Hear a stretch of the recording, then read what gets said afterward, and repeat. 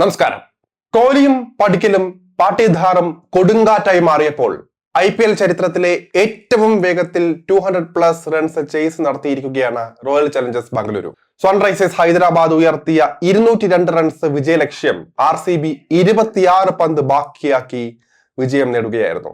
നിലവിലെ ചാമ്പ്യന്മാരായ RCB 19ാം സീസണിലേക്കുള്ള വരവ് ഗംഭീരമാക്കി എങ്കിലും ഒരു വിവാദമാണ് അവരെ ഇപ്പോൾ അലട്ടുന്നത്. ഫിൽ സോൾട്ടിന്റെ ക്യാച്ചിന്റെ പേരിൽ വിവാദം ഇപ്പോൾ കത്തുകയാണ്. അമ്പയറിംഗ് പാനലിന്റെ ഭാഗത്ത് നിന്നുണ്ടായ വലിയൊരു വീഴ്ചയാണ് ഇതിന് കാരണമാകുന്നത്. 29 റൺസിനിടെ 3 മുൻനിര വിക്കറ്റുകൾ കൈവിട്ട് പതറി നിന്ന സൺറൈസേഴ്സിനെ ക്യാപ്റ്റൻ ഇഷാൻ കിഷനും വമ്പനടിക്കാരനായ ഹെൻറിച്ച് ക്ലാസനും ചേർന്ന് തിരിച്ചു കൊണ്ടുവരികയായിരുന്നു. 4ാം വിക്കറ്റിൽ 97 റൺസാണ് ഇവർ അടിച്ചുകൂട്ടിയത്. അതും വെറും 53 പന്തുകളിൽ.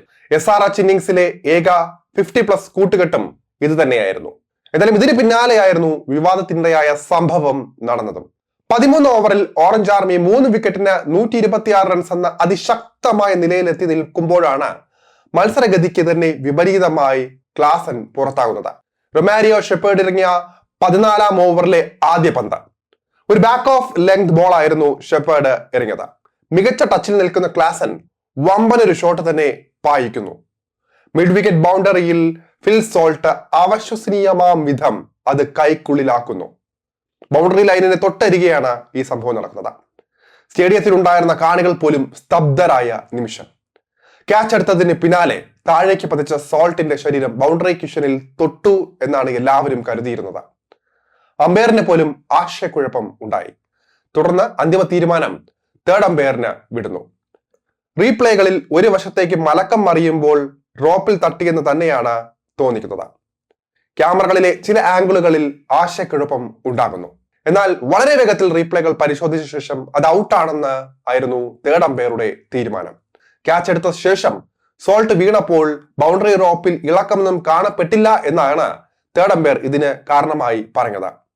പക്ഷെ അത് ക്യാച്ച് തന്നെയാണോ എന്നതിന് വ്യക്തമായ ഒരു തെളിവ് റീപ്ലേകളിൽ നിന്നും വ്യക്തമല്ലായിരുന്നു. ഒരു ആംഗിളിൽ നിന്ന് മാത്രമേ അത് കൂടുതൽ കാണിച്ചിട്ടുള്ളൂ. മതിയായ ക്യാമറ ആംഗിളുകൾ കാട്ടാതെയാണ് വേഗത്തിൽ ഈ ഒരു തീരുമാനത്തിലേക്ക് തേർഡ് അമ്പയർ എത്തിയത്.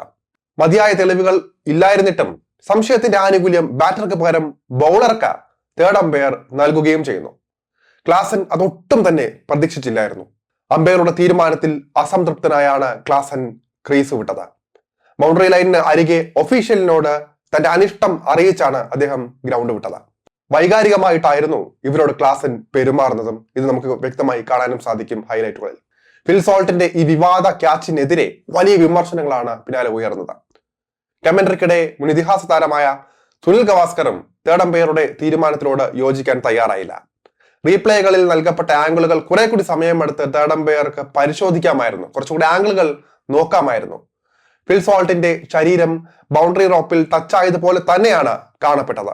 ഈ തരത്തിലുള്ള ദുഷ്കരമായ സാഹചര്യങ്ങളിൽ സംശയത്തിന്റെ ആനുകൂല്യങ്ങൾ എപ്പോഴും ബാറ്റർക്കാണ് ലഭിക്കേണ്ടത്. ഈ തീരുമാനം ശരിയായി തനിക്ക് തോന്നുന്നില്ല എന്നുമായിരുന്നു കമന്ററിക്കിടെ ഗവാസ്കർ പറഞ്ഞ വാക്കുകൾ. വലിയ ഒത്തുകളി നടന്നു എന്ന തരത്തിലാണ് റോയൽ ചലഞ്ചേഴ്സ് ബാംഗ്ലൂരു ഫാൻസ് പറയുന്നത്. അമ്പയർമാരെ റോയൽ ചലഞ്ചേഴ്സ് ബാംഗ്ലൂരു വിലക്കെടുത്തു എന്ന തരത്തിലായി പിന്നീട് ചർച്ച. അല്ലാതെ ഒരിക്കലും അത് ഔട്ട് ആകില്ല എന്നും SRHന്റെ ഫാൻസ് സോഷ്യൽ മീഡിയയിൽ കുറിക്കുന്നുണ്ട്. ആദ്യ മത്സരത്തിലെ അമ്പയറിംഗ് തന്നെ വിവാദമായതോടെ ടൂർണമെന്റിന്റെ സുതാര്യതയെ ബാധിക്കുമോ എന്നാണ് ഇപ്പോൾ എല്ലാവരും ചിന്തിക്കുന്നത്.